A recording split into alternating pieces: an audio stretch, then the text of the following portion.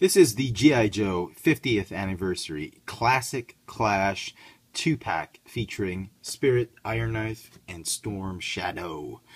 Okay, here is a look at the packaging. There's some bio in all the languages, several languages behind. I don't think, not really into those, collecting the bios. Here's the back of the packaging, and alright, here they are. This is actually, ironically, a lot of collectors seem to be leaving this set on the pegs. I, for one, am a big fan of these two figures. This was actually the only set I was really wanting to get. I really wanted the set. I could have not gotten the Gung Ho set or the Cobra Commander set, but I had to get this one. And sure enough, it did not disappoint. It's my first time to have a Spirit figure. Never had it in the 80s, never had it for the anniversary. This is the first time, 20th anniversary, or any of the collector clubs figures, but this is the first time I've ever gotten one. It's okay.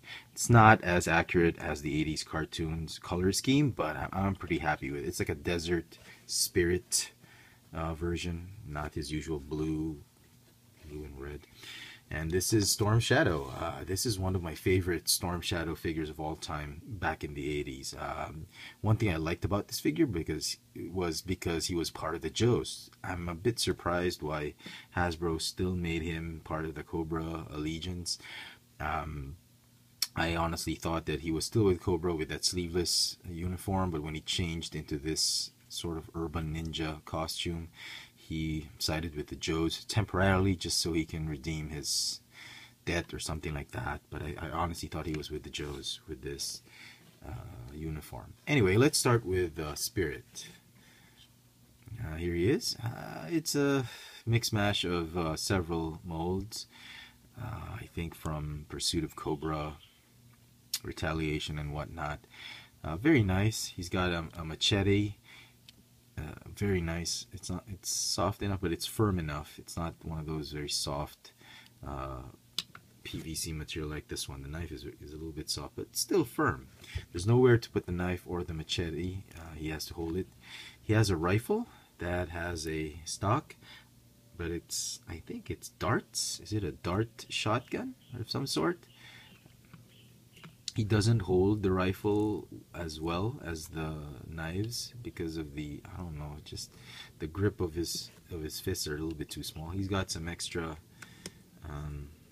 stock or clips, as it were. He's got a backpack within a backpack, I should say. He's got a vest that's removable. And overall, just a fantastic, well-detailed, brilliantly designed figure. I'm just really glad to finally have a Spirit figure with me for my collection. Really nice articulation for the figure. He's got a ball joint neck, ball joint upper torso. Is it a ball? Yep. No. Yep. It's a ball joint. Ball hinge shoulders, ball hinge elbows, ball hinge wrists. This one goes up and down. This one goes in and out. Ball jointed hips. Double jointed knees, ball hinge ankles, but no rocker joints. So pretty neat. Very nice. The figure will get a 9 out of 10 for me. Alright, on to Storm Shadow. Now this figure is quite impressive.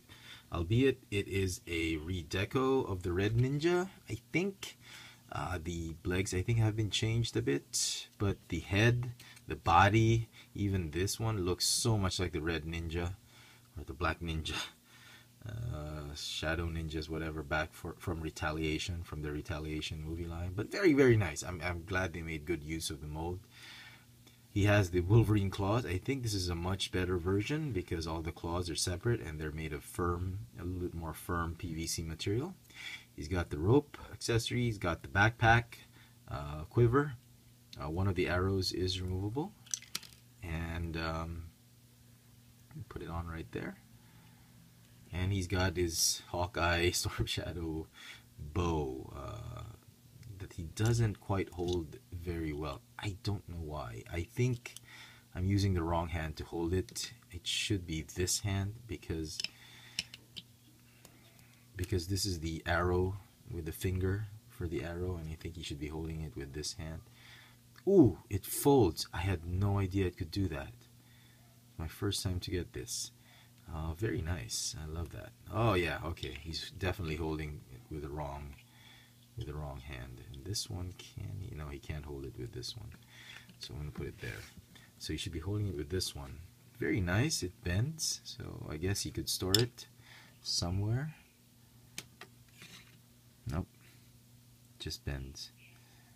That he should be able to store it somewhere, but not on these accessories. Anyway, so that's that.